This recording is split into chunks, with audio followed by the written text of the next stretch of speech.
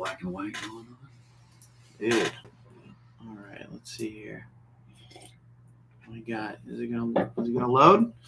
We got one person in the chat. It might be out. Perfect. You guys look great.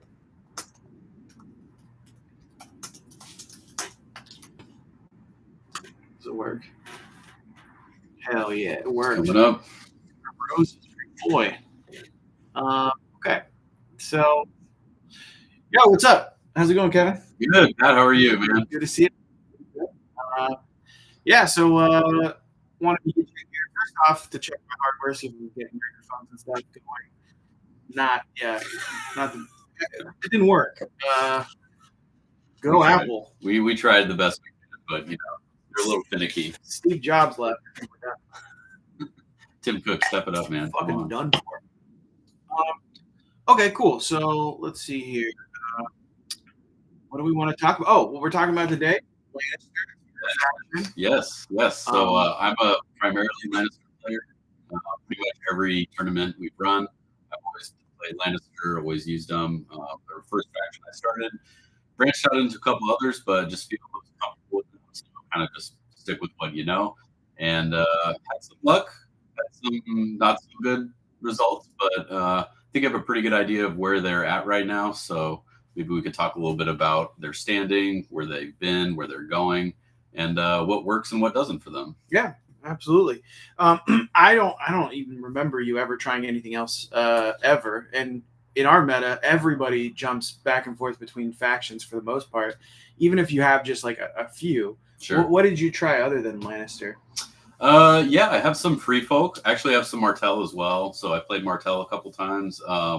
Played Baratheon maybe once or twice. Wasn't a huge fan of them personally, but I think maybe I just need to give them more time. What somebody told me early on in Song was always stick with a faction for at least a month to kind of get a feel for it before you kind of switch it up. Mm-hmm. So I've always felt like, just sticking with it and really getting a feel for it is very beneficial, trying out all the commanders and everything. So I can't say I have that much experience with all the other factions, but I just fell in love with their play style, fell in love with their card deck. Their commander synergies are really interesting. So I think I would say free folk, neutrals, Martells are probably the other factions I've tried too. Mm-hmm. But obviously primarily Lannister. When did you start playing? When did you start playing? So I guess I'm fairly newer to the game, you could say. I think I started about 1.5 years, 2 years ago. I bought the big box with Stark's Lannisters, mm-hmm. and just kind of put the Starks to the side, started with Lannisters, got my ass kicked about 10 times in a row, and then finally figured out how to play them, as most people go through. So the first couple games we're all about just learning the deck, and honestly, the game doesn't get updated that much, but every 6 months or so, it takes a huge overhaul. So I would say it has definitely changed quite a bit since I started. But yeah, about 2 years in, I think it was just before LVO, before last, was kind of when I started. And then that first tournament we played in at Great Escape Games, I won that one. Mm-hmm. So that was your first tournament? That was my first tournament, yeah. That was the first. That was first the food drive. Yeah, that was a food drive. I remember one. I have a picture of that one. With the little gold crown I still have. Yeah, dude. Yeah. That's great. Yep. So that was the first experience with them. And I would say definitely the meta has changed a lot since then. So I think what we were seeing back then was not as much heavy cav play as we're seeing now. And I think that's a huge factor with Lannisters. Obviously, they have Knights of Casterly Rock, mm-hmm. Which we can get right into it. But I think Knights are, in my opinion, probably one of the weakest. And I think Noah was on here last time, and he was kind of echoing the same sentiment that Knights of Casterly Rock are 8 points, but kind of pale in comparison to Tully Cav. I would even say Starfall Knights. I don't know how you feel about that, but yeah, no, it'll be interesting. Yeah, we can jump right into it and start kind of discussing units. Let's share the screen. God, Noah hates when I say that. Also, the fact that you were what's it say? Allow for 1 month, sure. The fact that you're agreeing with Noah means probably disagree with you. Is how I feel about Hey, a that. broken clock is right every day, right? So he has some good points. I think he nailed definitely on your last discussion the heavy cap topic, but also the honor guard, which have seen huge changes. All right, let's talk about heavy cap first. Sure. I think that's a good place to start because big switches to Lannister, and this used to be kind of the staple of your faction, and I think still can be to some extent. But you're saying that they took a big hit, so talk to me a little bit about these guys. Well, right off the bat, what always strikes me and everybody who has some experience with the game is that Lannister supremacy, the ability, is not very strong on them. It just doesn't synergize. With them. It's ranks, and you don't want to be getting hit anyway with your heavy cap. So I feel like they taper off right after the initial impact. Now, the saving grace in Lannister deck is that you're really building them for that one hit potential.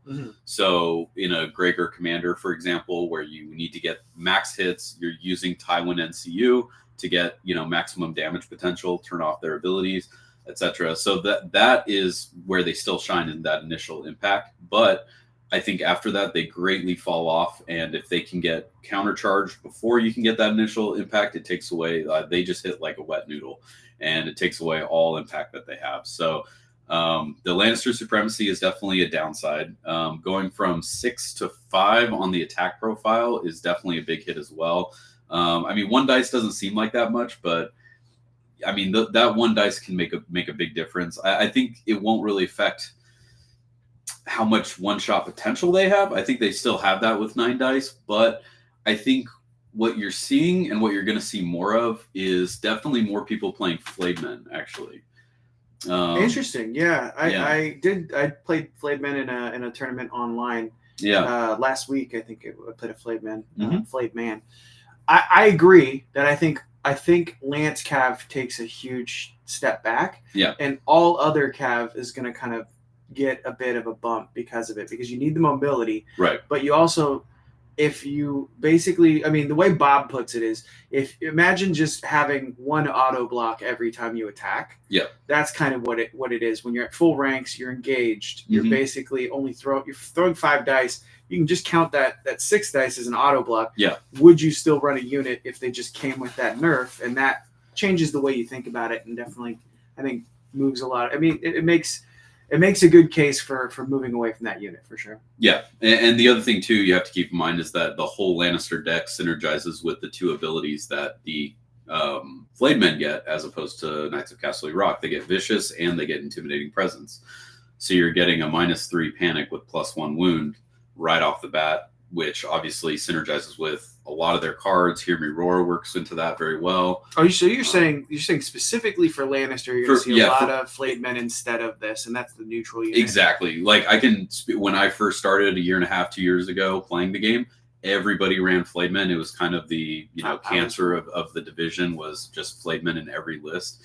But now that they are a little bit higher attacks and they have more sustain, it makes them a little bit more attractive, and synergizing with their card deck, I think it will be a bigger factor in who you take, rather than just that 1 hit potential. If you're going for a Tywin NCU, bombing them, and then you're playing a Assault Orders or something with Gregor Commander, I think you'll still see Knights of Casterly Rock in that build. But I think for more general usage, and other commanders too, I think Flayed Men do have a little bit of an edge there with their sustain.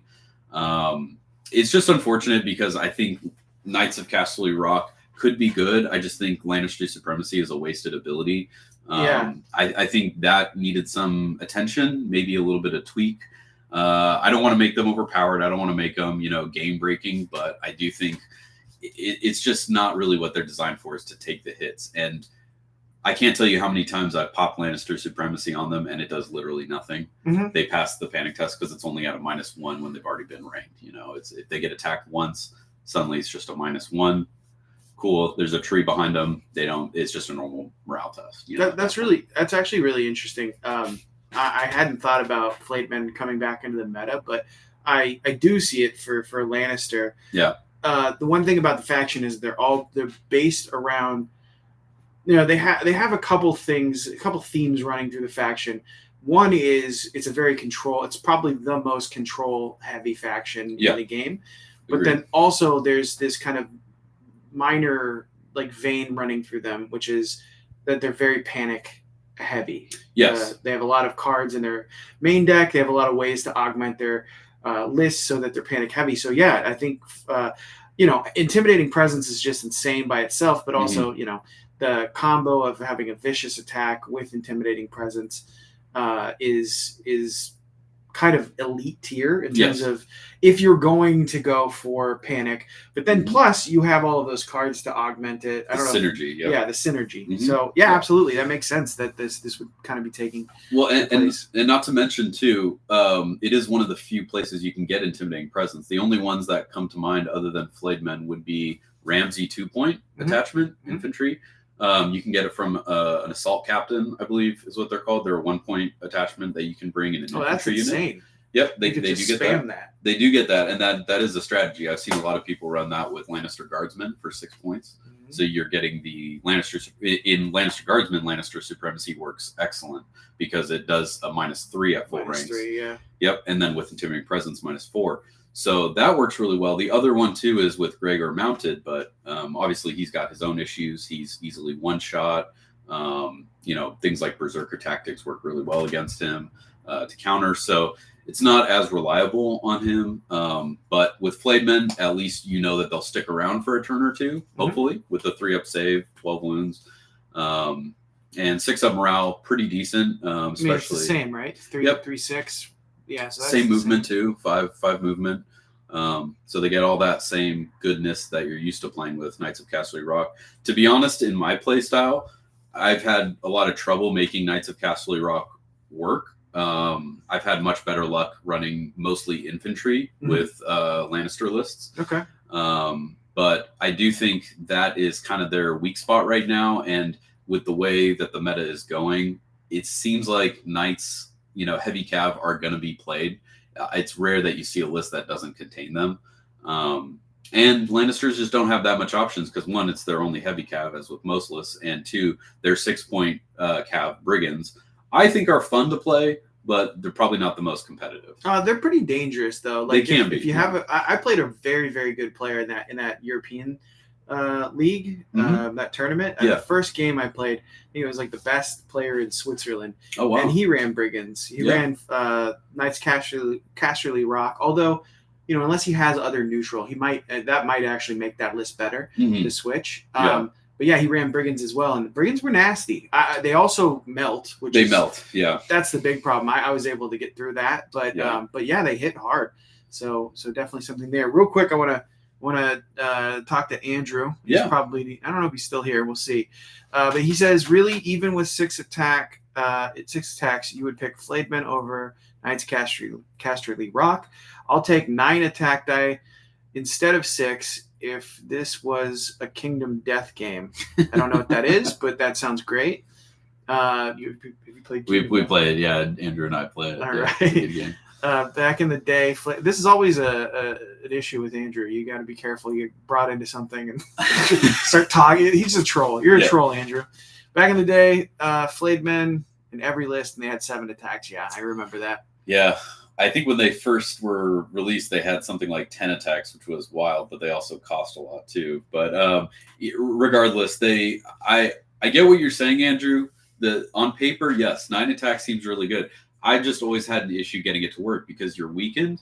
You are susceptible to counter charges, especially when your opponents typically have 6 movement cav. Sure. If you're taking something like Outriders for Martells, Riders of Highgarden for Renly's side. Better Lance Cav, yeah. Better Lance Cav now that they get the +1 on attack, so they're at 3s. Something like that. I just find that they don't work as they should unless you get the perfect setup and perfect situation.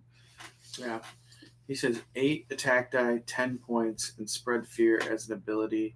Yeah, spread fear. They used to have that too. Oh, that's what they used to be. Yeah, they used to be. Yeah, the glory days back then. All right. Well, let's move off of Knights Casterly Rock. I would say that is definitely one of the premier units for Lannister.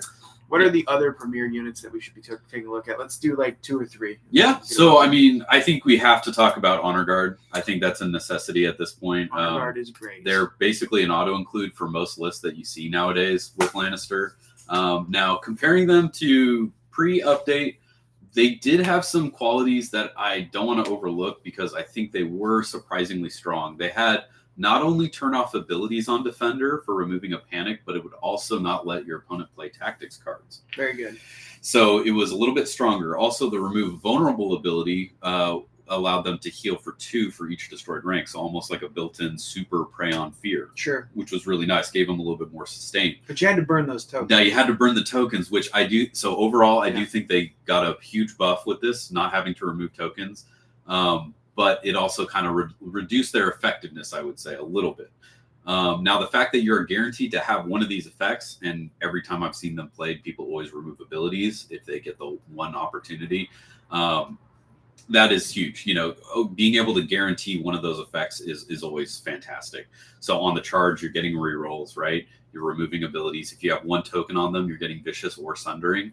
I mean, sometimes you don't need to remove the abilities. Sometimes you don't. Yeah, that's now. I think in our meta, everybody, at least in my opinion, people try to stay away from stuff like Shield Wall, Resilience, Horrific Visage, things that you can turn off. Right. Because everybody, like the best players in our meta, find ways to turn your shit off as they hit you. Yep.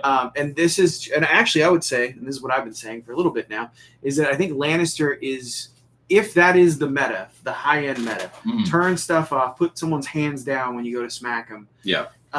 Nobody does that better than Lannister. And now you have a unit that does it, that you could spam. You used to have it in your tactics deck, Tywin, Turncoat. You have all of these different ways to do it, but now you have a unit that can do it on its own. It just, you need to have tokens out, which means they synergize really well with what's his name, the guy, you know who I'm talking about, Pycelle, yes, with the 2 vulnerables getting thrown out. Yeah. And then anybody that Mark Target would do it, like throwing out Warcry. Well, Pycelle does the weakened, right? Pycelle does a weekend. Yep. And then Varys, or not Varys, sorry, Qyburn does 2 vulnerables. And then what I've seen some players do is you can also take a Roose Bolton if you want to get panics out. So then you get all 3 covered. Yeah. Yep. So I mean, you have to lean into it. Lean very hard, yes. Yeah, but I would say kind of what I've been seeing with a lot of Lannister play is that they do lean their NCUs toward token generation. That seems to be the best consistent bet. Is their NCUs used to be some of the best in the game, I would say, but now with the changes that they've had, I think people tend to lean more into the token generation with them. Obviously, if you're taking Tywin, that does gives you a vulnerable and a panicked when he pops. So right. You leave those on. Yep, you can leave those on. Yeah. So I do think this is very strong. Now, in terms of what do you take with this, my personal favorite from the games I've played with them so far is Meryn Trant. Sure, let's see his. Meryn Trant is the Honor Guard. Yep, he gives, when you control crowns, when this is performing a melee attack, defender becomes panicked and weakened. And this is before the roll. So you get the effects. And this is, you definitely run this with Joffrey, right? So you always have. You always take Joffrey, yep. You're going to take Joffrey, so you, as long as you're on the board, you would have crowns, so you're always getting that effect. Right. Yep, as long as he's on the tactics board, you count as controlling crowns, and then that synergizes with the Meryn Trant. That's nasty. So yeah, that's 2 tokens you consistently get out, and then just take Qyburn as another NCU, and then that gives you the vulnerables when you need them. These are weakened and panic, yeah. Yep, so then you can get the full boat. So now that's it feels like a very clean way to just get your tokens out right when you need them. Instead of putting them out and allowing the opponent to interact with them. Yes. You put them out right as you're swinging. And now that's pretty gross. I don't like that at all. So they don't really have an opportunity to remove them. With some cards or things like Ilaria where she can remove a token or swap And there's it a out. mother character, there's a mother NCU in every faction that can always take at least 1 token off. Maybe not, I don't know if it's every faction, but a lot of the factions definitely have them. Or even bags, taking bags to remove. Yeah. This still circumvents that, which is very nice. That's a smart idea. Yeah, so that's kind of the strat that I've been going for with them so far. Just also a great bunker for your commander if you go with like what's his name. Also here's another one. Okay, I was going to mention that too. You beat me to it. Sorry. Yeah, no, you're good. The other one I always run too, especially if I'm running a Clegane list. Yeah. Something like typically I'll run Gregor in something aggressive, so you can throw him in Mountain's Men, for example, and then put Sandor into Honor Guard. That gives you Furious Charge, so you're getting a vulnerable out. Plus, the Fueled by Slaughter gives them a little bit of sustain. Yeah. But the main reason I like doing that combo is that then your Assault Orders with Gregor works off of Honor Guard now because they're a Clegane unit. So you can get that free charge with them for claiming a zone. That's nasty. So, yeah, it gives you more options. So if you don't have a good opportunity with Gregor, obviously, he would kind of be your primary choice, but if he's in a bad spot or out of range, you can always go with Honor Guard for that charge. Absolutely. Yeah, and you get the added value of throwing out a token, turning on this unit's abilities when you use it on him, as opposed to like Gregor if he's like engaged or something. Exactly. Yeah, that's really good. Yeah, that's great for sure. Mm-hmm. Okay, so and also Andrew has a point that, and I agree with this. I think this is somewhere where the game is kind of missing an opportunity. When we started around the same time, everything that had 3-up armor was 4 movement, and it correlated, right? It was kind of like designed to reflect, hey, you're carrying all this heavy armor. That's great, but you're going to take a penalty to your movement. Exactly. I think movement has become such a vital part of this game. Totally. That to make this unit nasty and useful, you have to throw 5 movement on it. Yeah. But it just doesn't make sense. It feels like you, especially with the 5 morale too, it's just like you have a very, very, very tanky, also offensive unit that is moving like what else moves like spearmen or pikemen in Targaryen, right? It's like that's like a light infantry. Yeah, like a light foot kind of infantry. So I think that's annoying. Yes.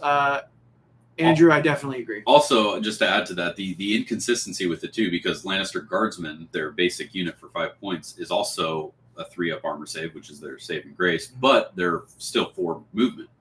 And when these guys were first released, the Honor Guard, they were also 4 movement. So they did get a buff. They did get a buff. Yeah, they got a buff. So they still have that higher movement. I would be fine with the 4 movement. I think you can still do a lot of positioning with it. I think you have to lean more onto your shifts. So you have to take like Varys and use horses to shift, or you have to take Tyrion Commander and use his tactical reposition to shift. Very powerful. But I think that's part of the game. Cunning ploy too, right? Yeah, cunning ploy. He also has that card as well. Yeah, so there's ways to get around it, and I think in most game modes you can still be threatening with 4 movement, but that 1 extra movement does make a huge difference. Every inch counts. So especially with those 3 armor save guys, it's a big deal. Yeah. Is there anybody else in Lannister from a unit standpoint that you think is essential to talk about in terms of list building? Yeah, well, I mean, if we want to talk about my personal kind of play style, I always favor, and you know this, the Warrior Sons. Warrior Sons, yeah. So this unit has fallen out of favor a bit lately. A bit, yeah, but no fault of their own. I mean, they're still just as potent as they once were. I would chalk most of my success in tournament play up to Warrior Sons, to be honest. I think that they're kind of a curveball that a lot of people don't expect to see. When people play Lannisters or play against them, they're typically going against stuff they know doesn't have great morale. Lannister Guardsmen are 7-up. A lot of their units are kind of meh for morale. They're on 6. 6 would be considered good for most Lannister units. And they don't have a ton in their deck that really improves that. So Warrior Sons, on the flip side, though, they do get great morale, and they're built around having that morale and passing their morale test. So obviously Warrior Sons, if you're not familiar with them, they can remove a token. They begin the game with 1 token. They generate another faith token every time they pass morale.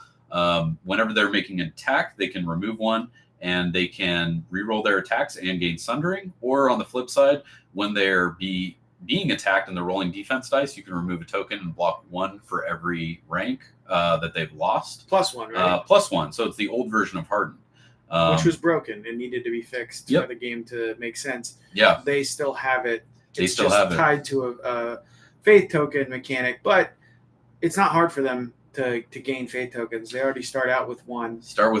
And if obviously, the big one to play into them would be the High Sparrow, who has undergone some changes recently, but I think he's still the best option for them right now. Although I would say I'm partial to Adam Marbrand, commander with them as well. He does give them Iron Resolve, so now you're rolling at a 4-up armor with -1 wound.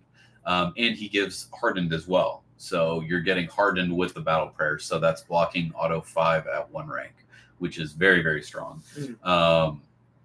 Now, I love these guys with a 1-point attachment that gives Warcry. Champions of the Faith, gives Warcry. I think that is a very strong combo for them. It's a good way to auto-generate those basically every turn, so you can pretty much have a token all the time on them. It is a 1-point, and to be fair, Warcry has fallen off a lot now that it's either or, where it used to be both. So it is a little bit worse than it used to be, but I still see the viability with that combo. Excuse me. The other thing I think we need to talk about with them too is their synergy with the Lannister crossbowmen. Because Lannister crossbowmen obviously have one of the best range profiles in the game. I think for the points cost, they're one of the best ranged infantry. 7-up morale does kind of hurt sometimes, but ideally you're not really getting hit too much with them. And at 2 ranks, still firing 6 shots is really good. The 4-up armor is great for a ranged unit, and they do have the ability to shoot into combat. So ideally, I would position my Warrior Sons to get engaged with an enemy unit, and then fire in with Lannister crossbowmen. That way, I'm generating panic tests on my Warrior Sons to get them more tokens. So the more they're stuck in combat, they're basically like a tar pit that can still hit pretty hard with the reroll Sundering. So yeah, an effective tar pit, and you take Lannister crossbowmen just to keep them pumped up with the token generation. So that would be my go-to for a lot of lists. I'll typically take a unit of Warrior Sons in one of the lists in a tournament play. So I think a good rule of thumb right now is to take something with Warrior Sons. I'll usually run maybe 2 units of them, one with Commander, one with a Champion of the Faith. Lannister crossbowmen, typically with Brawn, just because Brawn gives you a lot of synergy with bags you already want anyway. So I'm going to build this out for you. Build it up. So we go... We go with these 3. We're going Commander. Oh, let's do High Sparrow, since he's a little bit newer. Favorite. We can talk about him a little bit. Oh, look. I went to the wrong guy. And then Warrior Sons. Okay, and then do you put anybody in here? Yeah, so for Lannister crossbowmen, I'm partial to Brawn. Get the extra attack. And he makes them a bit more tanky, honestly. Going from 4-up armor to 3-up is huge. Typically you're going to be going after bags anyway.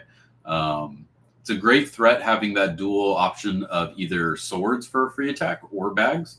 So whichever one, gets taken by your opponent, you still have a viable option to shoot with them. Now the other thing too with Brawn is that he is only 1 point. I think that's very strong for 1 point, being able to make a free attack and pump up a unit. And going from 7 morale to 6 is huge as well. So that kind of puts you over that threshold of likely to pass, not likely to pass a morale test.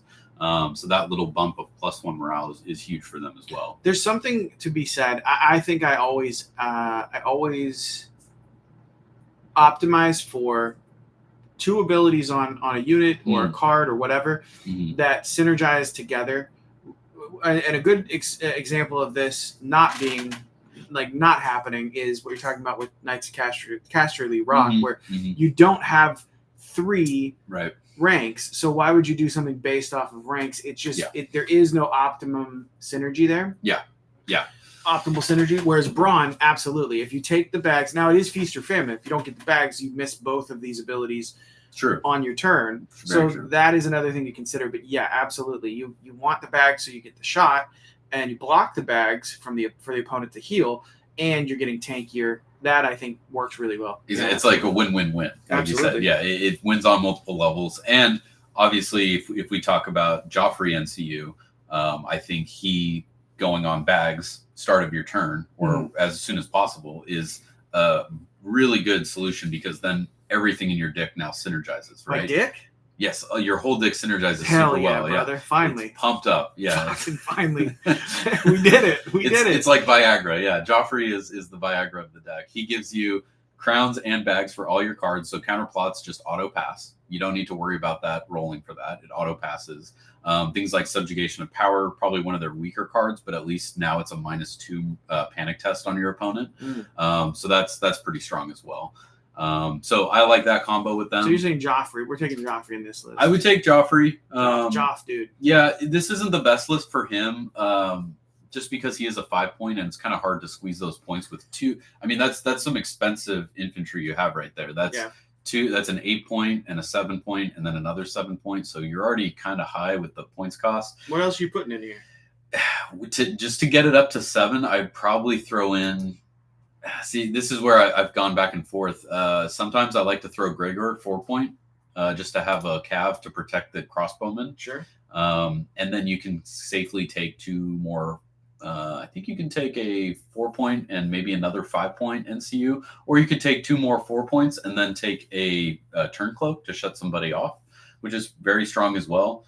I've kind of come around to using turn cloaks. For a long time, I thought it was kind of a waste, but I think it is pretty effective, especially not being able to play tactics cards for that turn. I think turncoats are one of the most finesse units to use in the game. 100%. Because you don't often have a unit to trigger in someone else's a model in someone else's unit to trigger. Yes. And you need to use it at the right time. A lot of times people try to use it defensively, and you still have other units to use. This is kind of like the Quaith thing, where it really takes a lot of finesse to know when your opponent can't wait another turn to do whatever they're doing.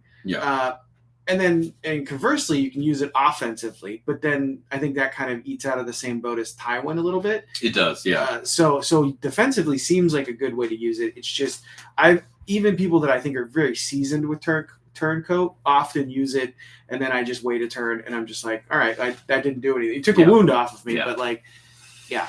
But Tywin can work the same way too. So that's another thing too, is Tywin can also be a wasted potential as well. If you see something coming or you're trying to get that one shot off, they block all the hits, they pass their panics, they're not playing any cards anyway, so they don't really have any abilities you need to turn off, but that's kind of your only viable target. It can also be a waste of 6 points too. So I agree with you 100% that it is definitely situational based. It takes a lot of finesse to use it properly, and that's why typically for me, when I do use turncoat, and I have to give props to Bob here.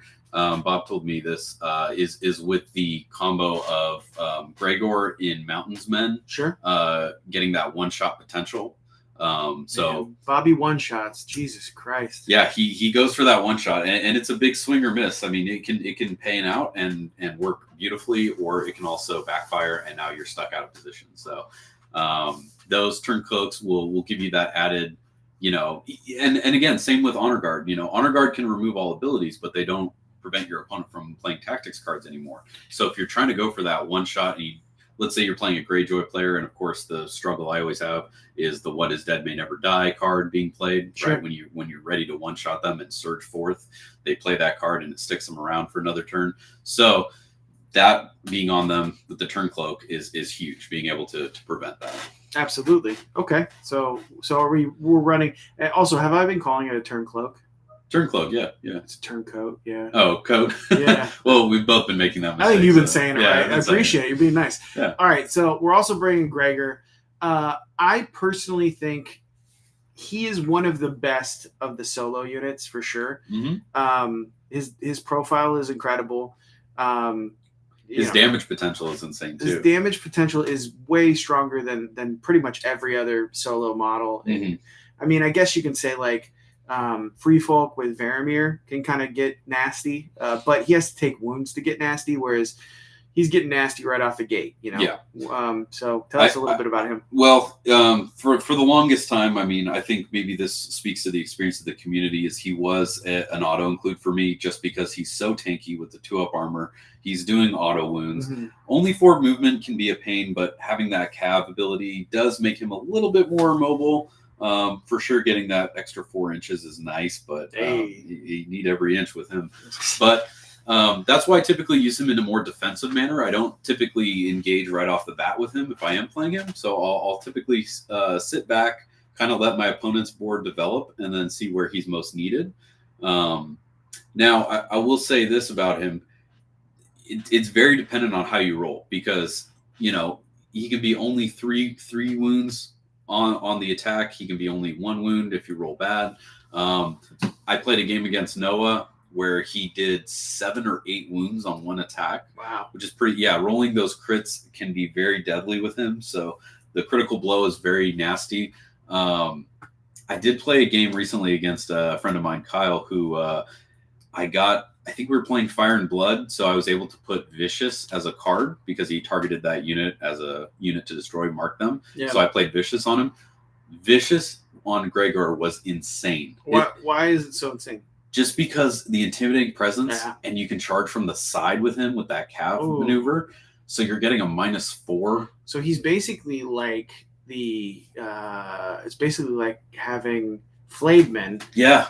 Like a little mini flayed man. Flayed man, yeah. A flayed man. The flayed man, yeah. The flayediest. Yes, and it's almost, you're guaranteed to have them take a panic test since they don't, they ignore defensive saves. So you're at least one is going to go through and cause a panic. So at that point, they're going to take that extra wound from the intimidating presence. Synergizes very good with Hear Me Roar. Oh my God. And a lot of their deck play. So I think he can be very nasty. I think nowadays most players are familiar with him. They're more comfortable around him, so they know how to counter him a little bit better. Bob, we got to go back to Bob. He countered them beautifully, I think, in a tournament a couple months back where he had Berserker Tactics on his Great John starts list. Yeah, and just auto wounds him, just takes him off the board immediately. So I think that's the best way to deal with him is anything that gives auto wounds, any card play that can give auto wounds. Tactical approach from Stannis' side. Baratheon play is also a big counter to him as well. So there are a lot of ways to get around him, ways to play against him, but using him as a body blocker, I think, is best in this kind of a list. So you're not really being aggressive. You're more playing back, guarding the Lannister crossbow. And anytime they push you, anytime they threaten from a side or a flank, everybody has to deal with Balon nowadays. So when Balon comes up, you just kind of body block, give your Lannister crossbow time to reposition, readjust, and lock in on that target. And then if you're taking the shots into that unit, he does have intimidating presence. So now they're taking it at a -1/+1. So, just for having him engaged, it's still a benefit, even if he's not attacking at the moment. Absolutely. But yeah, I would say he is definitely still viable. I think he's very, very much still usable, especially for only 4 points. Compared to Poor Fellows, which would be the other 4-point option in this list, I just can't make Poor Fellows work. Poor Fellows might have a little bit more synergy with High Sparrow because he does give them the +1 to morale. Yeah. So you're more likely to gain those faith tokens on him. But at the end of the day, I just haven't seen them work well. I mean, five to hit. Come on, you're fishing for 6s at that point for the precision, and it's just very unreliable. And as we know, playing this game, it's all about what's reliable, what can you get odds in your favor on. Yeah. And I think it's very hard to get odds on your favor with Poor Fellows. So with the 4 points, I would opt for even in a morale based list, with High Sparrow, I would still opt for Gregor instead of Poor Fellows. And as a Martell player primarily, but also in Targaryen, I just think the mobility, even though you don't have as many wounds on board, I think the mobility that Gregor offers. Yeah. I mean, he's only 4 movement, but he is cav, so he's moving up to 12 inches every turn. I think that's really important. What other NCUs are you bringing? And I'm going to take this off air because I'm going to go make a little pee-pee. Yeah. But I can hear you. Are we still streaming? Yeah. Are we still live? Go for it, man. All right. I'm running the show now. I'm in charge. I'm the captain now.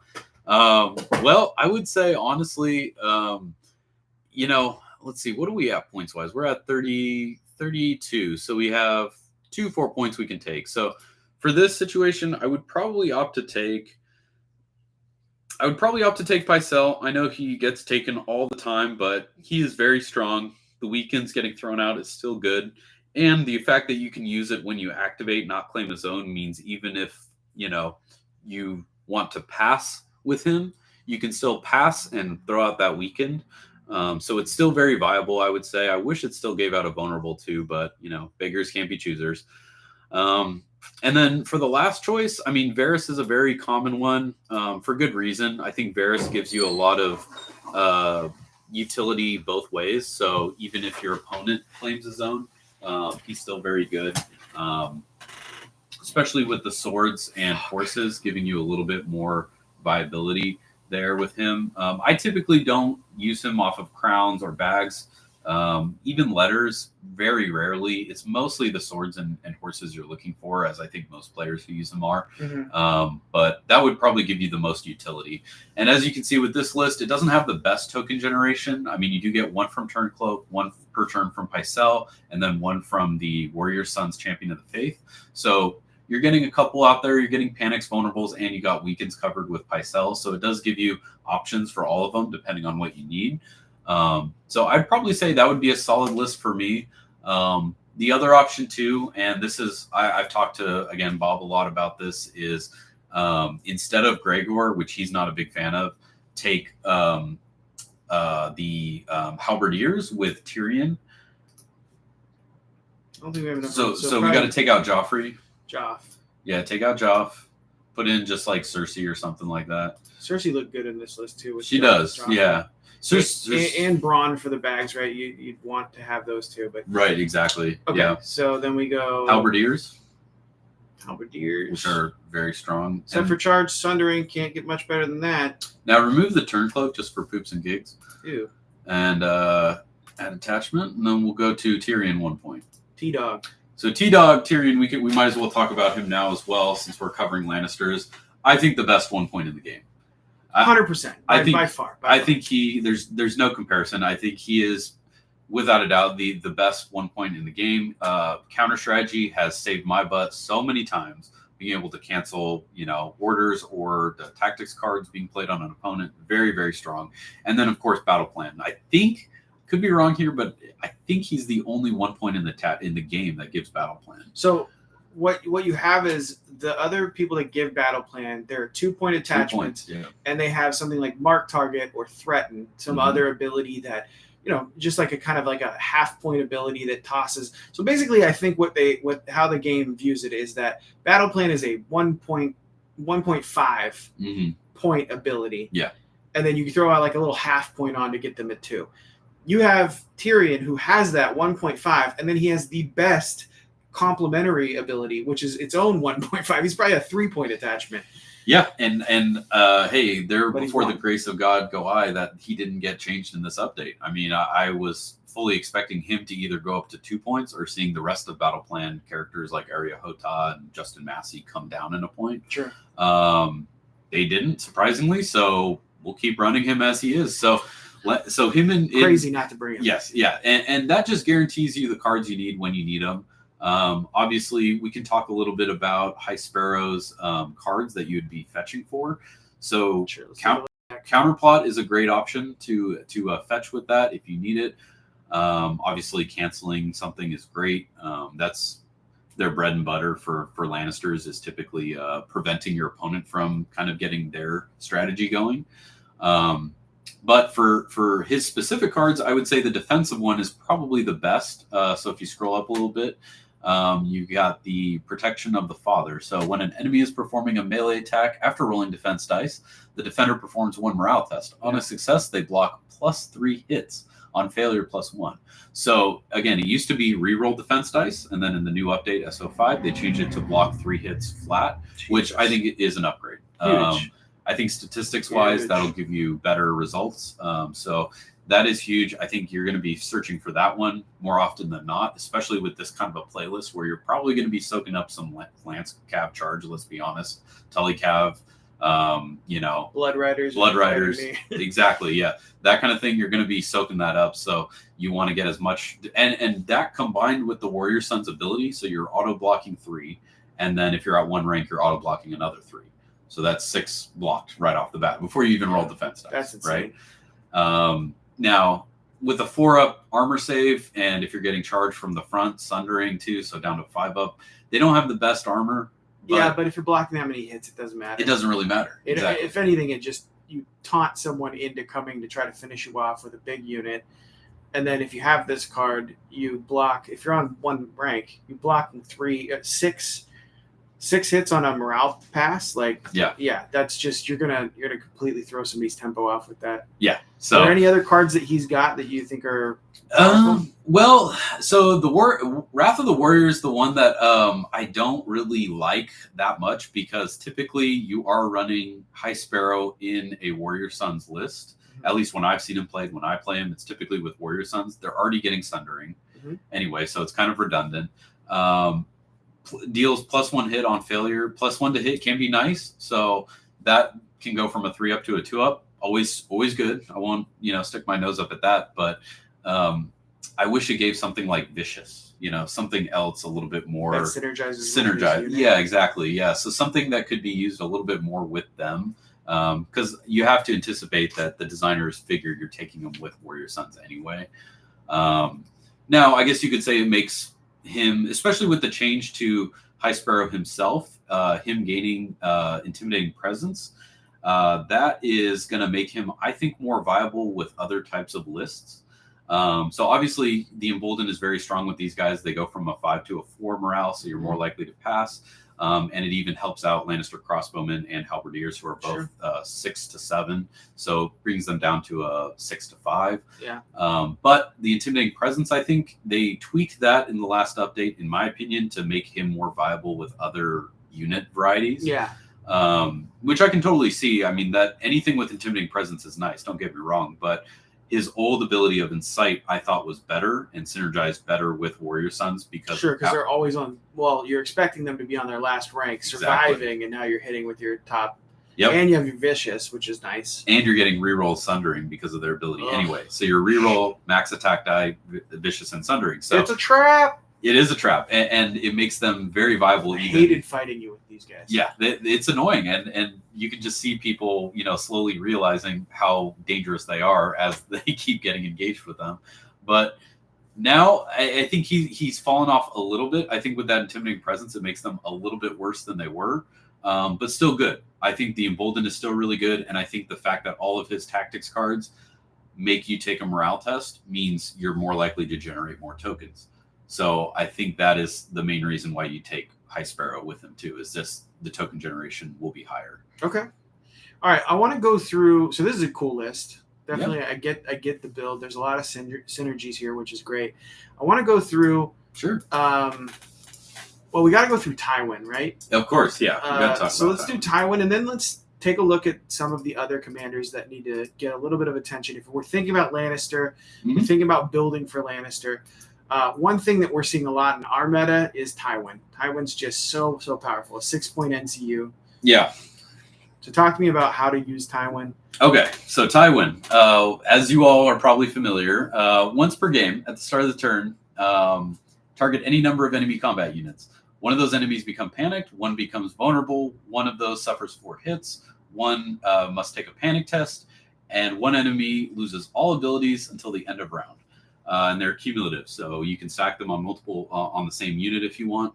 So the cool thing about him is he is very versatile. He can throw out all this stuff on different units if you want to. He can throw it all on one unit if you want to. So he gives you a lot of options depending on how the board has developed.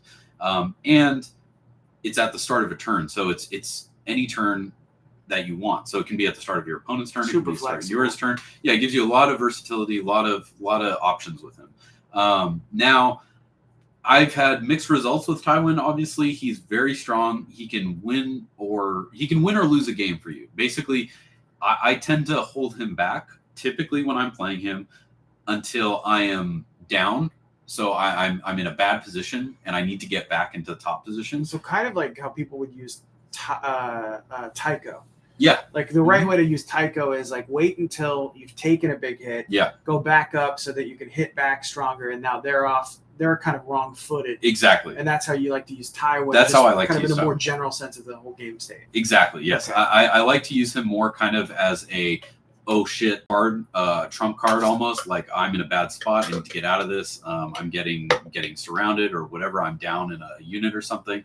He can be very strong for that. The other option, which most people use him for, and I do as well sometimes, is for that one hit potential. Yeah, alpha strike, one shot potential. Right. So the Knights of Castle Rock typically, when you're going in on a charge, lose all abilities, they take a hit, they become panic vulnerable. Gives you much better odds of just wiping the unit off the board. The other one too I use him with is Gregor pretty frequently. So if I'm using a Gregor list where I'm trying to get that assault orders turn 1 or turn 2 really early in the game, and I just want to lock down a unit, I'll prevent all abilities. Gregor can't be weakened, so there's no way to mitigate his damage coming in. If they've lost all abilities, if you have a turn cloak in there, you can pop the turn cloak as well. They lose a wound, they gain a condition token, so then you can give them the full boat. And they also can't play tactics cards on them as well. Bobby Knuckles is popping a chubby right now for you. That is, hey, I got to give my props to him. I beat Christian in the last tournament we played, previous LVO winner. Shout out to Christian. What up, Christian? Beat him in the last game using that combo. So I used Tywin, Turn Cloak, and Gregor Charge turn 1 on him. And I think it's very viable. It's very strong. However, I always caution people with Tywin because he's a double-edged sword. He's a huge investment cost of 6 points. So you've put up a lot. And there's been so many opportunities where I pop him and they pass all the saves. Because you're still rolling dice. You're still rolling dice on it. They pass all their saves. They didn't really have any abilities or tactics cards to play on them anyway. Ooh. So it doesn't really make sense to do it. And my charge hits like a wet noodle, and it didn't really matter that I popped him in that situation. So I think he's very hit or miss. So at some point I want to do like a tier list of who the best NCUs are in the game. Sure. I typically feel like Tywin is, because when I lose to Tywin, I feel it. Yeah. But I do think maybe he's a little bit lower down because of his points cost and because of the fact that he doesn't guarantee that you're going to do something crazy. Like obviously, what is it, Balon? Mm-hmm. Balon NCU is just you're guaranteed that you're going to get 12 wounds back. You're going to get a full unit wrecking back, shot. right? Yeah. But he is very, very powerful. Yes. I think he's still probably top 3 maybe NCUs in terms of at least in terms of the fear that he creates. Yeah, and potential. Yeah, and his potential is very high. But this, I think, speaks to kind of the characteristics of the Lannister deck in general, is that the Lannister deck in general is very hit or miss. It can be very strong and it can work like butter, but it can also backfire. Like most of the cards in their deck are contingent on you failing a panic test. Mm-hmm. If most people we play are resilient against panic to some extent. You're building against it, and the way the game has progressed is that units are getting better and better morale. Yeah. Right? So it's getting harder and harder for consistently failing panic tests. Do you think he scales really well against like Free Folk or like Greyjoy or something? 100%. I think Greyjoys he's very good into, just because they are heavily reliant on their abilities, their units. That's true. That's a good point. And they typically have trash armor. Yep. So they're typically and bad morale if you get them early in the game. Exactly. Yeah. If you can nuke them early, not nuke down bad, a unit. But not great. Yeah, not till they get their pillage tokens do they really start to shine. So if you can nip that in the bud and you can get like a one shot potential on, let's say, a flayed man or Silence Men or a Iron Makers. Before they get pumped up. Yeah, I think that is your best bet.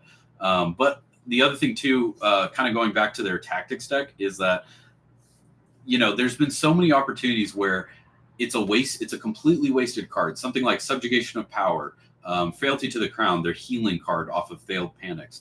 All of those are very situationally dependent, and they really don't. They're not always going to give you an effect. Yeah. There's so many times where I'm stuck with cards in my hand because the opponent just won't fail a panic test, and I can't get anything going. I can't get anything working against certain opponents. Especially Starks. Something with like Ned 6 point. Yeah. You look at Ned 6 point. He is consistently always going to give you a benefit. He's always going to heal up your guys. May at least heal it up, but sometimes you need him to pass the panic test, and I can't remember exactly. We'll get into this, but I've seen Ned. There is a line of play where Ned kind of duds out, sure, compared to what you would need, right? Yeah. Maybe you need him, or because he scales up as you go down ranks, right?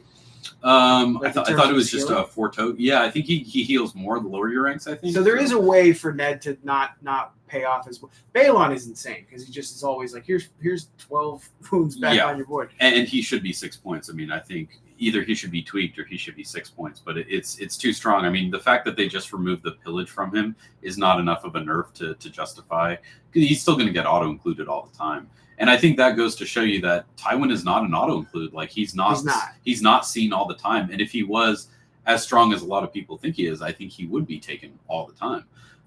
But it is a huge, drawback to the points cost. So, I think it forces you to consider like, well, do I only take 6? Do I take just 2 NCU? If I'm taking Tywin, what's kind of the trade-off here?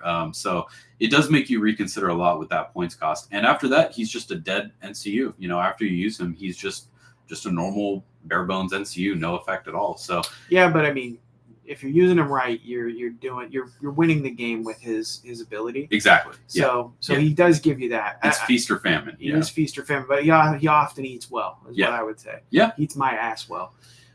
All right. So Tywin. Oh, and also Bill Will in the chat says, what's up, Will? I don't know why he hides his name and calls himself Bill. Says that you can use Tywin to pop out those tokens. You were mentioning that for Royal. Was it Honor Guard? Honor Guard. Yep. All right, so let's go through a couple of the commanders. Whatever, maybe the next 2 commanders that you'd be running most often. Yeah. I mean, might as well start at the top, right? Gregor.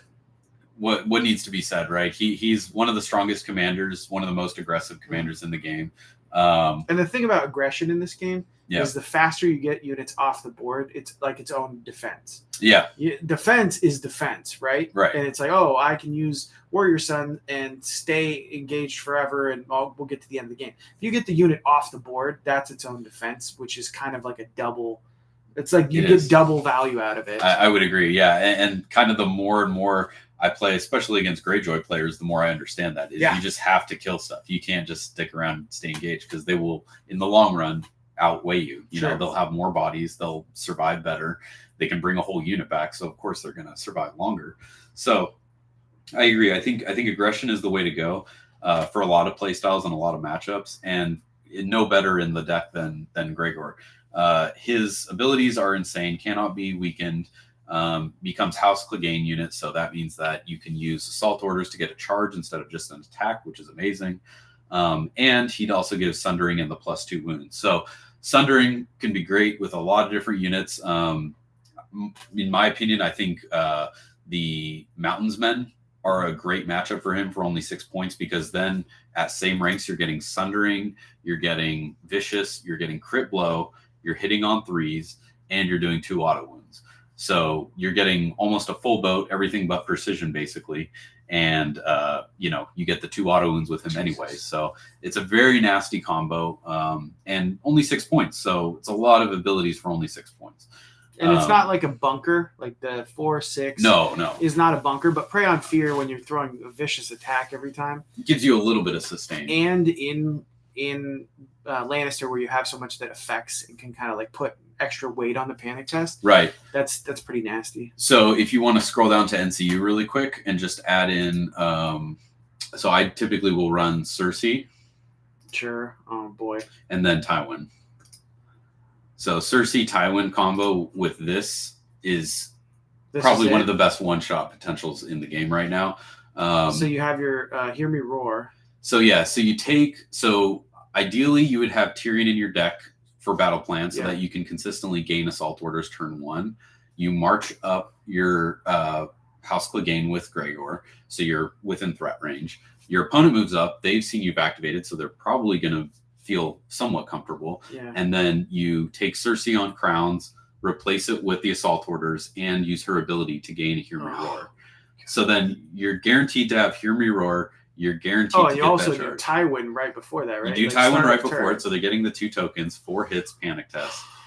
They lose all abilities, and then you go in with the charge on assault orders. And you're one-shotting likely. God damn, I hate playing Lannister. Yeah. Hey, shout out to Bob for that one. He recommended this combo to me, and it paid off in spades. I've used it a couple times so far. So the Cersei into that is a nice addition, because having that Hear Me Roar means you're probably going to get them down to 1 rank with, if not kill them outright in the initial attack. I think odds wise, I did the calculations. You're averaging about 9 to 10 wounds on that charge, and then the Hear Me Roar extra -1. Yeah.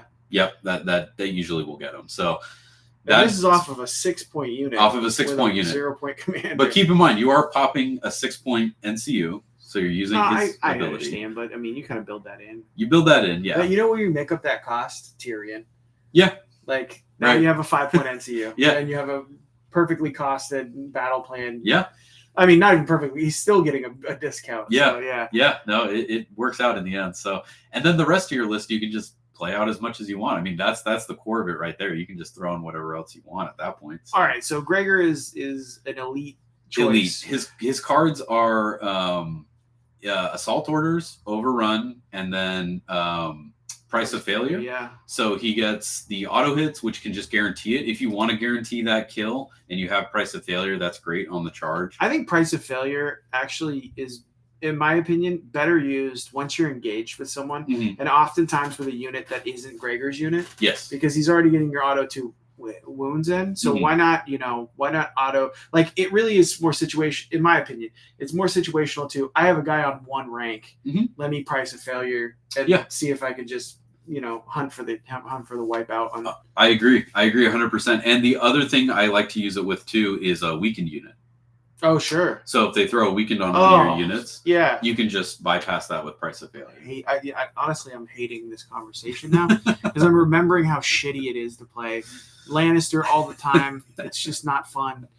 I might switch back to Martell just so I can piss off Lannister. It's a good counter, yeah. But Lannister is great versus Martell too. So the counterplot helps, especially against Rising Temps. Or anything. We just have so many good cards. Yeah. That if whatever I'm using, Rising Temps, or maybe I'm about to use, About to Been Unbroken to stop you from doing 1,000 panic wounds. Yeah. You're just like, I don't think I want to have that. No, I don't think I will. Counterplot is great. All right, who else? Who's probably are there 1 or 2 more kind of noteworthy commanders? Sure. That we should talk about? Yeah. As far as commanders go, we talked a little bit about High Sparrow, talked about Gregor. I think the other one that will get more play lately would actually be Tywin. And he doesn't show up there because he's. So this is Will. Will has been saying Tywin. Yeah, we got to get him off here. But yeah, he's been saying Tywin Commander is Will's a lot right. of fun. I think he is very fun. I think he has a lot of great cards, especially the issue commands is probably his best card. But his abilities, I think, synergize super well. Obviously, him being like the Lord Lannister, threaten, great. Being able to throw out more weakens, always really good. And Lannister's supremacy is huge. So putting him in like someone that doesn't have Lannister supremacy, B, that you don't mind using issue commands to give like your honor guard another shot. And the one that comes to mind that I always use him in, Halberdiers. Halberdiers, yep, Sundering and so they're getting set for charge. Set for charge synergizes. Brutal. Yep. Now, if you click on his tactics cards really quick, there's a card that works very well with that. It is the exploit weakness. Yeah. So when a friendly unit is performing an attack after rolling attack dice, the defender becomes vulnerable. If the defender was weakened, the attacker may reroll their attack dice. So typically, you would throw out a weakened on whoever is threatening the Halberdiers or going to charge them. They charge in. You get your set for charge. You play exploit weakness. They now become vulnerable, and you get rerolls on that 7 dice hitting on 4s. So you're doing a lot more damage than they would at just 4 dice one time, or 7 dice one time at 4 up. They're getting a lot more damage potential and sets you up for better to rank them. So that then you're not taking as much damage. Of course, yeah. Then hopefully they can't rank you, and then you return with a -3/+3 from the Lannister supremacy on the panic test. That's groovy. You also don't really care if you throw issue commands on somebody else because their idea is to be attacked, not to be the aggressor. Right, they're getting all their value from absorbing attacks. Exactly. Not all their value, but a lot of value from absorbing attacks, which is the perfect place to put somebody with issue commands. Exactly. Yep. Yeah. What does Broken Resolve do? Broken Resolve. So when an enemy combat unit fails a morale test, that enemy becomes weakened. Attach this card to the enemy until they pass a morale test. While the card is attached, whenever they activate, they become weakened. More weakens. So it's more weakens. Probably his worst card, in my opinion. Well, it's based on a failed morale test. Yeah. You have ways to augment that, but this seems very situational against armies that have maybe worse morale that you can take advantage of. Yes, and I like to use it against some sort of ranged threat, so some sort of ranged enemy. It's very good to keep them weakened. Oh, yeah. And they're mirror match, maybe. Yeah, exactly. And also when they're, potentially having worse morale, because most range don't have amazing morale. So it's typically a 6 or a 7. So it's more likely to stick around on them and keep them weakened, and kind of mitigate that damage potential that they have. But obviously the highlight of the show would be issue commands. Great card, throwing into Casterly Rock Honor Guard, getting them more attacks, or Knights of Casterly Rock, the heavy cav, really good opportunities to throw it into them as well. So just giving you more activations on the units that are going to actually do damage, sure, is the way to play that. Do we like? Yeah, man. I also now I'm thinking, okay, if you have Gregor attachment, in this, like, then that's definitely some place that you target with that issue commands. Oh yeah. So what's Gregor attachment? This guy. It's the Clegane Butcher. He just gives fuel by slaughter. No, that's not him. Yeah, he's points, right? 2 points, and he also has a 3-point cav attachment too. Oh, so this you get +2 wounds, unstoppable wrath, uncontrolled rage. That's its own thing for the charging. But you're saying also if you go with the attachment, he's just +2 wounds for all of his different iterations, right? Yeah, +2 wounds for all. What about Robert Strong? Isn't he one too? Where it's Robert Strong, he's another interesting one. I think he still gives the auto wounds as well, but he gives resilience in addition to that. I'm missing it. Where's he at? Oh, you have to remove him from the of course, from the 2-point version. Yeah, so if you go down to the 3-point, back up a little bit, about halfway through, just before the neutrals start, right there. Yep. So 3-point, that one gives him 2 wounds and uncontrolled rage. Basically the same thing, right? But you can throw him in Knights of Casterly Rock. Ugh. So then you have what would that be, 11-point unit? So it's a big investment, very expensive, but you're doing the 9 dice re-rolling, sundering with 2 auto wounds, and you can almost guarantee a charge. If they fail the morale test, then they get a 6 on the charge. So that's nice too. Oh, and because you can charge with this, right? You can charge with issue commands. Wow, that is good. Yeah, you can do that as well. So it gives you a lot of versatility. It lets you, what I've done with that a lot is get a unit overextended out of position with an activation, and the opponent thinks they're safe, and then you just throw an issue commands out. You got to watch for it because people will try and get rid of it, counterplot it. Obviously, it's the one that you're going to target because it's such a strong card. But I think for right now, with the Lannister kind of meta at the moment, I think I'm playing a lot more Tywin than I used to. And I think he's a lot better than most of the games I see people play Gregor right now. But I think Tywin is definitely one of the strongest too. Yeah, absolutely. And like I said, I played Will and he had me down first round. Like I overextended and he shot me with, I think he had Trant, is it Trant? Marion Trant? Maybe not, actually. I think he had Tywin and he threw some shit out on me and then he issue commanded a shot from his crossbowmen, but he had brawn in them and ripped my ass up, dude. I didn't like it. I didn't like it one bit. It's rough. No lube. No lube, not at all. No. Okay, so is there another commander that we need to take a look at before we shut it down with these guys? Let's take a look. Joffrey, I don't really play that much. Jaime, I don't think he's super viable. Tyrion is an interesting one. So Tyrion we can talk a little bit about. I think he's got some very interesting card play. Obviously, tactical reposition is great. I think that is underrated, especially with the positioning meta of the game. And me personally, I think my play style kind of leans more heavily into positioning game, kind of setting up bad opportunities for opponents, preventing charges, all stuff that I've slowly gotten better at over time. But I think that is kind of where the real end game meta of this game leans into, is kind of that advantage positioning. And I think he really helps out with that. Obviously, counter strategy is amazing too. Just having that on a unit and being able to prevent orders or tactics cards is insane. I wish the range was a little bit longer because I'm always stymied by that 6-inch, but it's still very, very very strong. Can't have everything we want. Can't have everything. No, he's not perfect. But you really like his cards too, right? I do like his cards. I think they're very interesting, and I think that they're very fun to play. False Agenda is very, very good. So when an enemy NCU activates, if that enemy NCU claims a zone this turn, after resolving the zone's effect, you may move that NCU to an unclaimed zone. If you remove the NCU from letters, one enemy gains condition token. So it's very good for guaranteeing you those spots that you need. Swords, bags, crowns. Crowns. Yeah. Crowns is usually picked last, so it's not super important for crowns. People usually leave that open, but if they do want to take it to block you, you can guarantee getting it off. I think that kind of NCU play is very fun, and it gives you some versatility against players like Lannister from Baratheons, who can swap zones and take a zone after they claim it. Right. You can then move them back. So if they want to take crowns from you to prevent you, they want to pump up their Kingsman, so they want to prevent you from controlling crowns, you can just move him off afterwards and then steal it back. Yeah. So it trips me out. So all three of these cards are Martell cards now. Yeah. This is main deck. This, I think, is if you run Doran Doran Commander, and this is if you run Oberyn Commander. Right. And both of these cards are kind of like throwaways. They are. Because you have other stuff, but I can see how it'd be oppressive if you stacked them. Mm-hmm. You just do a lot of NCU play. Yeah. Like, no, you don't get to target that guy, or no, get the fuck off that spot. Like, right. And you don't, and that's an interesting thing, because you're leveraging something people aren't thinking about building their list around. I actually lost the game. I think I streamed it and everyone had fun.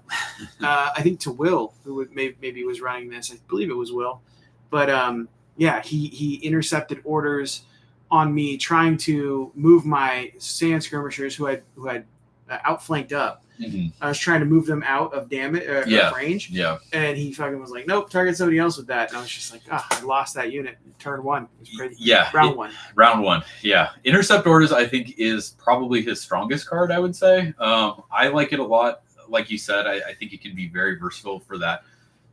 You and your opponent both can see what they're going to do with it. Mm-hmm. Oh, I need to take horses and get out of here. Or, oh, I need to do this. I tried to use it last game in the tournament. To get an attack. I had Oberyn in my hand. I was trying to finish off a unit with I took the bags and used assault orders. Yes. I had like 1 wound left, or 2 wounds left on Drogo's unit. Oh yeah. But I'm still hitting like a ton of bricks, and I go to do it, and he makes me hit somebody else with it. And the weird thing is, this is only if there's a unit in long range that you can target. Yeah. So if you don't have anybody else engaged long range, or is it only melee attack? No. It's just that I think it's just a target. Yeah. Yeah. So yeah. There was nobody else in range, but there was one guy where he put it on one of my screamers engaged. Yeah. Such a bummer. Okay, go ahead. No, I was just gonna kind of reiterate. It is one of those decks that is more fun to play.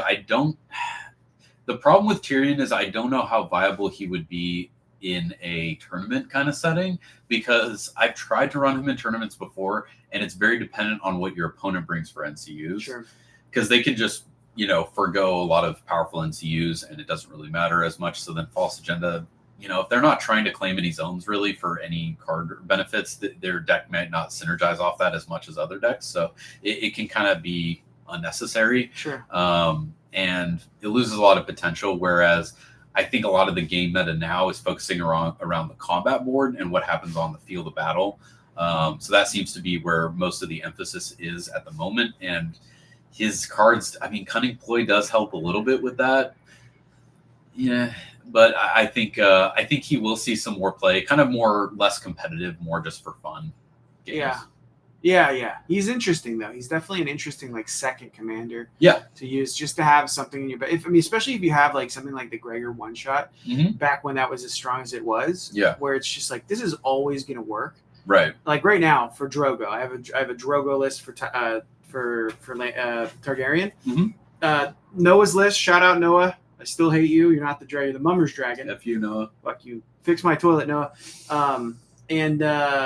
But yeah, when you have that list, there's no reason to run anything else. I've tried other Drogo lists, but that's really the the final version of it, the final form. Kind of whittled down. So it's cool to have a guy like this where it's like, oh, you know what? This is the one time, 10% of the time that I would want to choose anything other than my one list. Yeah. He would make a great commander where you're just like, oh my God, I don't know what to do with this guy. He's impressive.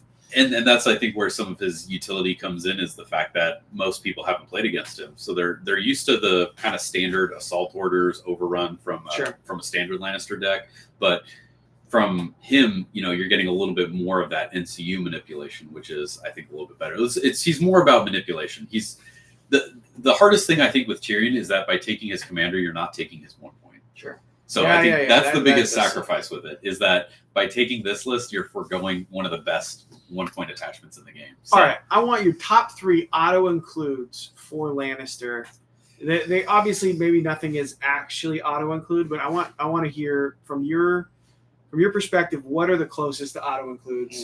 And then this is in 2 lists. You have, there's tiers to it. If you're auto including this in both lists, that would obviously put it up, right? But yeah, auto include in 1 of 2 lists. What are you bringing?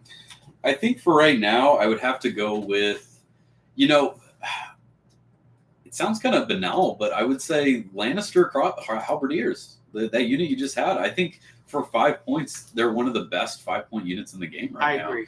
I think situationally, if I just need a unit to throw an attachment into, I think I would spend that 1 point over taking Poor Fellows for 4 points. Sure. I agree. An argument could be made that if you're just trying to take a 1 point, you should take, like Storm Crow Mercenaries, so that it can be only 5 points instead of 6 points with a 1 point attachment. But I think they just give you so much defensive capabilities with the set for charge. They can still be aggressive with the Sundering, so you can still attack if you need to. They have decent morale for Lannisters at 6-up. I know that sounds weird saying 6-up is decent, but for their lineup of infantry, that's actually not terrible. The 5 movement is great too compared to Lannister guardsmen, which are only 4. So you do get more mobility for the same points cost. If you just need to sit on an objective and just have card draw with Tyrion, I think they're one of the best, and that works in pretty much any list. If you're using Gregor to get assault orders, with them, that's still a good viable option. If you're using it with High Sparrow just to sit on an objective and get your cards when you need it, it's still a viable option. So I would say they're probably one of the most versatile in different kind of list psychologies, like the different builds that you're going for, they're still viable either way. Okay. So I'd put Halberdiers in there, and then I think you jumped the gun on that one, but you're not wrong. I think crossbows. I heard you say it. Yeah, my brain was thinking of crossbowmen are definitely a great pick. I see so many people running nowadays the Gold Company crossbows, which are, in my opinion, just an inferior version of Lannister. I was going to say, I'm looking at Lannister crossbows. Now, why are they inferior? Because aren't they basically the same build? They're basically the same, but they're more expensive. You can pull them up and we can compare and contrast them. But I think they're... So, obviously, I would run them with bronze. So, it's kind of almost like for 7 points to 7 points. If I go 1 more point, I get Sentinel and Iron Resolve. Which are great. Those are great abilities, don't get me wrong, but... Sentinel's cool. 5-up armor compared to 4-up right off the bat. Yeah, but you make up for it with the 6 and then Iron Resolve. I think you might make up for it with... I actually think this might be tankier. Oh, it can be, yeah. I can tell you from experience, though, I've gotten into shootouts with them, with Braun, and Braun in both of them. So we both have Braun, and I've won with the crossbowmen, just volume of fire. That's interesting. And now they do have the Iron Resolve, which can make them a little tankier for sure. And the Sentinel is very situationally very, very useful. You can use that in a lot of different predicaments that you find yourself in. But I think for the points cost being 1 point cheaper, I would take crossbowmen any day over them. The other thing, too, to keep in mind is that, 7 points is a big neutral points cost. That's true. So in today's day and age, with only 12 points to spare for neutrals, that is a hefty I was going to say the same thing about Flaymen. Yeah, it is. Yeah. I almost think you can't run them anymore because it's very hard to. Well, they push Tycho out, and most of the stuff I use, you have to use Tycho to stay relevant. So this is as high as you could get before you push Tycho. Well, yeah, Tycho's 5. Yeah, so this is the biggest points cost you can put in, 7 points with Tycho. Yeah. Yeah. That's cool, because another thing I'm going to do after this, I'm going to try to make kind of a different style once I get my microphones going. Sure. Where I do like lists, like top 5. Yeah. Just across everything. And I want to do top 5 archers or ranged units. And I think these two are right up there for top. Spoiler alert. What? Uncle Benja's cold hands. Hey, there we go.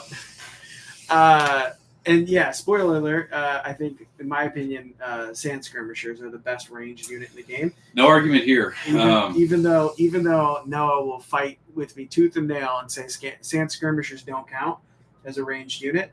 I think if you threaten 14 inches, his thing is he thinks that because they have a decent hit profile in attack, it's just -1. You're on 4s instead of 3s. That you're expected to use them in melee combat. And my thing is that is the one skirmisher unit you're actually not supposed to be using. I've never used them in melee combat. Because if you're in melee, you can cheese getting a retreat and then quick fire. You're never gonna, if you're fighting that unit in melee combat, I think you've made a mistake at that point. Something's gone wrong. You should not be getting in combat, especially. And there are ways to make it work, but that's not the point. Yeah, it's not really their forte. You're leaning in. You're not really min-maxing them efficiently at that point. I would say High Hermitage Sentinel is probably the way you want to go with them. Or, I mean, the tried and true, Boldness and Courage. Boldness and Courage, get 1 extra. Yeah, that is also really good. Because you're threatening 14 inches. Yeah. I like the High Hermitage Sentinel, but that also stops working as soon as you're engaged. Like, you're not going to... But you don't get them engaged. No, I'm sorry. As soon as you're engaged in a battle, even if you're shooting, you're not going to be pivoting and marching, because then you can't do your quick fire. Right. So what I've, at least, and maybe I need to use it more, but what I found is that's great for throwing someone out of, like, throwing them in somebody's flank, and then they're like, oh Jesus, what do I do? Yeah. Great disrupt, but I think more useful is because they go 7-5-4. I know we're talking about Martell now. They go 7-5-4, so you want Boldness and Courage to make them go 8-7-6 or 8-7-5. Mm-hmm. Way more sustained, even as you lose ranks. Yeah, I would agree. And the way I use it most with High Hermitage, in my experience, limited though it may be, is just turn 1 side moving across the board. Sure. Yeah. So deploy on one side. Opponent counter deploys, you move them to the up. Yeah, just shift all the way. That's my move. I don't know if you've ever played me. I've definitely played, into them. Yeah, they're tough. I'm very much I kind of think NFL, like, just like shifts and motions. Yeah. I think overload the opponent. I will say they overloaded me last game. I was using a list I wasn't used to with Targs, and I was doing so much shifting and motioning that, like, I was just out of position by the time I got into battle. And so it can be a double-edged sword. Yeah. Used in right quantities, though, it can really mess with your opponent's game plan, and I think that's the key to this game, is keeping them on the back foot and making them make bad choices, forcing them to make bad choices. Exactly. Be patient. Yeah. Letting your opponent fuck up. Okay, we got 2 of these guys. These are close to auto includes. And I would say almost always with Braun as well, for Lannister crossbowmen. Okay. I can't think of an opportunity where I can't spare 1 point to put Braun in them. Right. I just think he is such a good synergy with their tactics deck, with their profile going to a 3-up armor, 6-up morale, insane. Makes them probably a little bit more survivable, whereas I think they get focused with panics more often than not. Mm-hmm. And if you have a High Sparrow nearby, you have Braun, and you have a tree nearby, suddenly they go from a 7 to a 4-up. Oof. And that's a huge change in their morale. So very big swing that they can undergo, and then you pretty much shore up all their problems. And there's a lot of instances, too, I'll just mention with crossbows, where I think a lot of people try and focus them because they look like a squishy target. Sure. They look like a soft, vulnerable point in your line. And sometimes that can just be what you need, just a retreat, and then take bags, shoot back into the opponent. Now you're getting rerolls. Now they're down a rank. Now they're down a rank, and they are a 3-up armor if you do control bags. So that's still not super easy to get through for most people. What is Carl talking about in the chat here? The attachment on the bows seems a little tall. I don't know. Maybe he's saying the attachment on crossbows seems a little tall. Yeah, he's high up in the sky. What are you doing? He's high, man. He's smoking the Chiba. I'm about to be.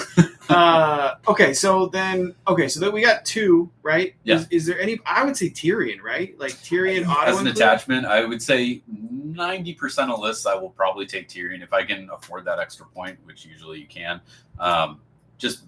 Regardless of commander that you're taking, battle plan is always going to be very viable. Most people have to pay 2 points for it. I think Lannisters are spoiled with 1 point that can give it to you. I do wish that he had a shift, like a tactical reposition would be nice, but counter strategy is amazing as well. It saved my butt so many times.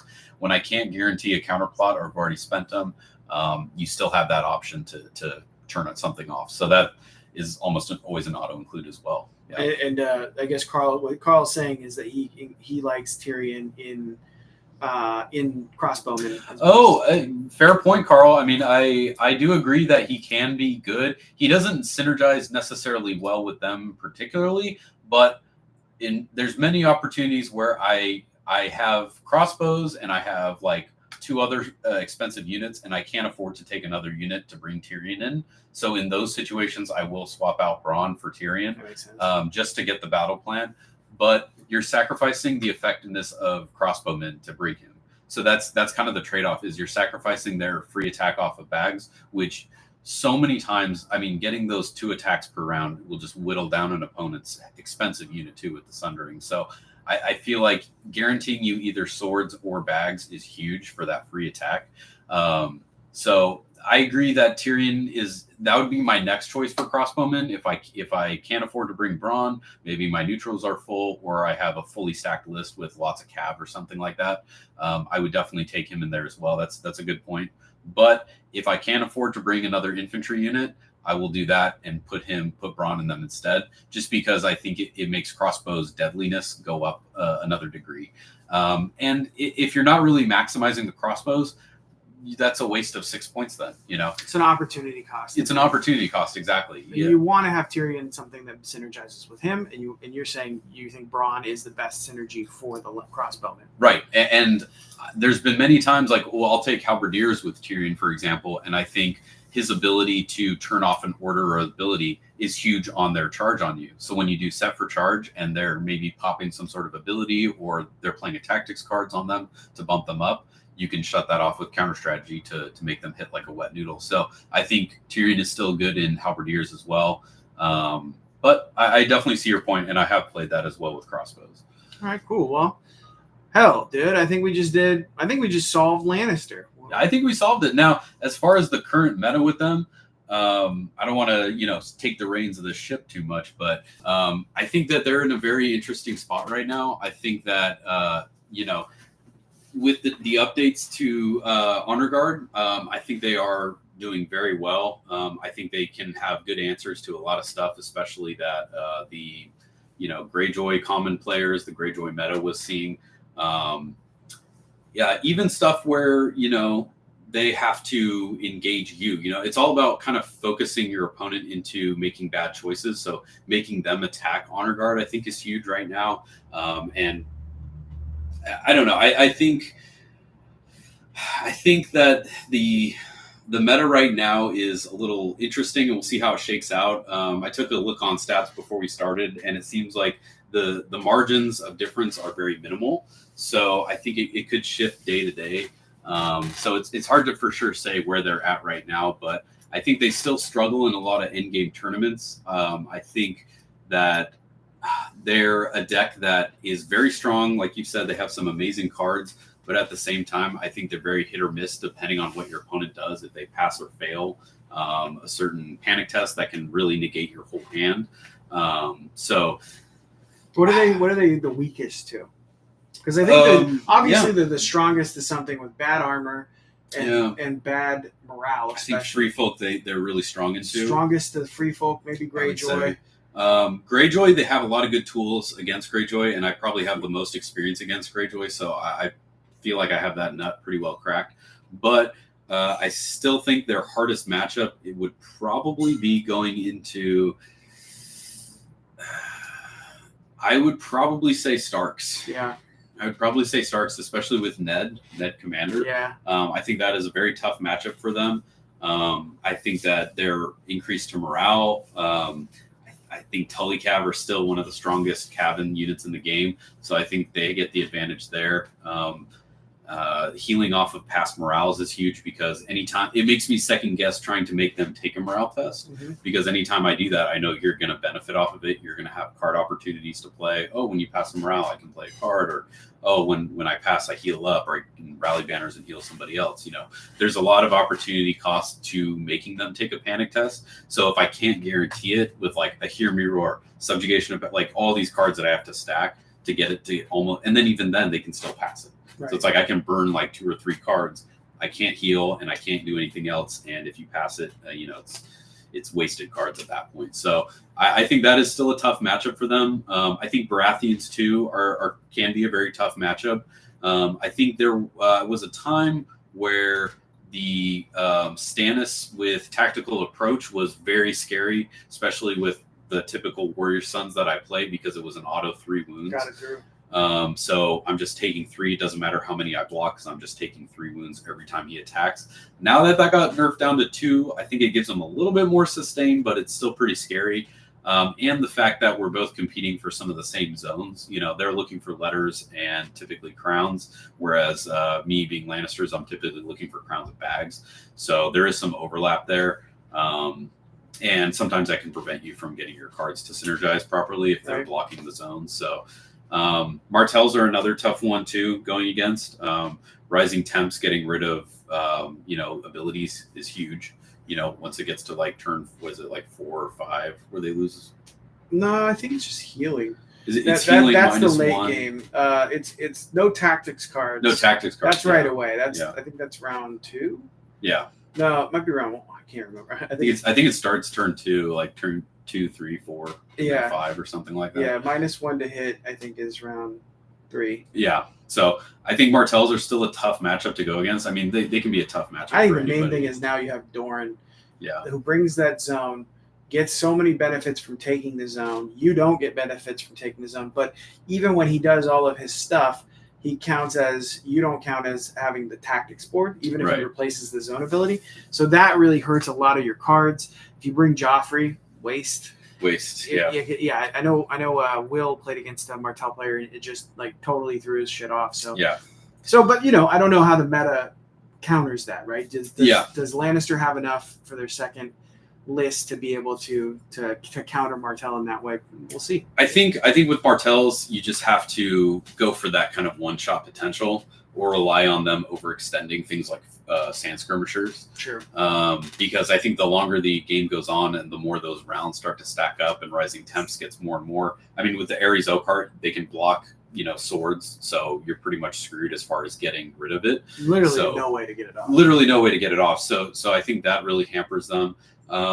As far as other matchups go, though, off the top of my head, I would say I have had some issues running into Targaryens, especially you, like in the last tournament.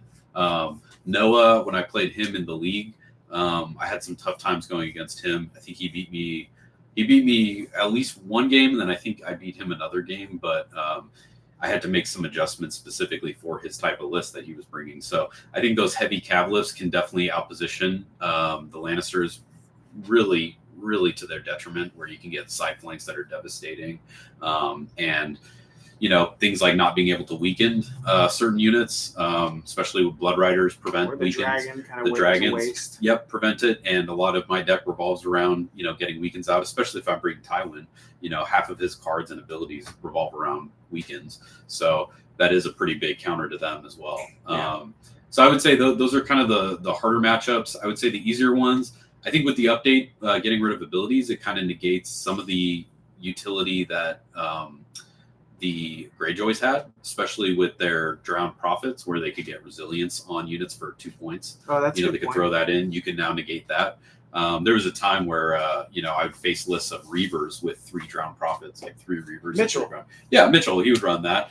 And that was always frustrating to go against because, you're doing next to no damage every time you attack. But at least now you have some way of consistently allowing you to do some damage. Yeah, exactly. So, and then Turncloaks to stop what is dead, if you really want to put those in. And Tywin too. So Tywin always helps. But at the end of the day, Balon is tough to get around because a side charge, like coming in on the side, If I'm running a mostly infantry Lannister-based list, I have to reposition, I have to shift, I have to waste horses. So it makes me reconsider a lot of my positioning in a game if I'm knowing I'm going up against that. And it makes Cav look a lot more attractive too. You know, being able to respond to that quickly with Cav definitely makes them appear more attractive. I'm never fucking a horse, so I don't care how attractive it is. I mean, that sweet horse bussy is hard to. It's hard to say no to, trust me. But again, we talked about the problems with their knights, and I think that still stands. That they are not the best option, but they're almost the current meta is almost forcing you to take those horses for mobility.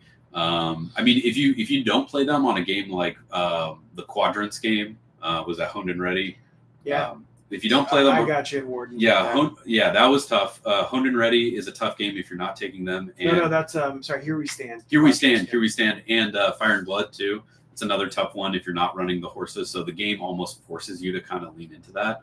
But irregardless, that's just kind of my thoughts on them right now. Cool, brother. Well, thanks for coming over. Thanks for talking. For having me. Appreciate it. Appreciate you. Hey, always a pleasure. If you like what you saw, one person, probably still Carl, but you know, Carl. I guess if you rewatch this or if we post it somewhere else, go to the Patreon, sign up. At some point, we're going to move all of the content over to Patreon. We'll just do live streams here for these conversations, and then we'll move it over and store it on the Patreon. But yeah, thanks for hanging out with us. This has been a lot of fun, and I guess we'll catch you guys next time. See ya. That was cool. We did it at the same time. Planned it. Synchronized.